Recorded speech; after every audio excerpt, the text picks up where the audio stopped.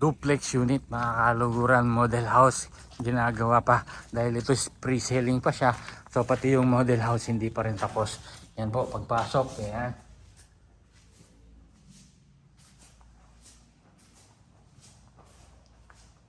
Lababo. Ito yung toilet niya, maluwag. Ito yung sa labas, sa likod. Meron ka pang space dito kung gusto mong gumawa ng dirty kitchen. Yan. Taas. Yun, maluwag siya. So dito sa taas, kung gusto mong gawing 2 kwarto, ikaw na lang maghahati. So fit to para sa mga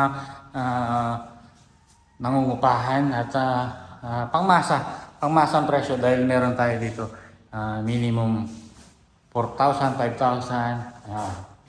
Yan, pag naubos may 8,000, 10,000. So ngayon pre-selling maganda po. Grab po natin yung opportunity na pre-selling siya habang mura. Pagkatapos ng pre-selling, doble na yung presyo or alos doble na. Kaya ngayon pa lang kumuha ka na. Yun po, yung SM, yung pag-exit mo ng San Fernando, yun yung mga building na yun po yung SM San Fernando. Kaya 10 minutes drive po ang SM San Fernando dito. Kaya yan, lawak niyan mga kaluguran, 57 hectares.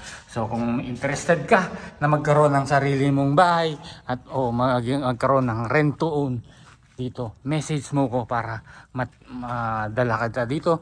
Mag-tripping tayo mga kaluguran. Ayun lang, have a great day.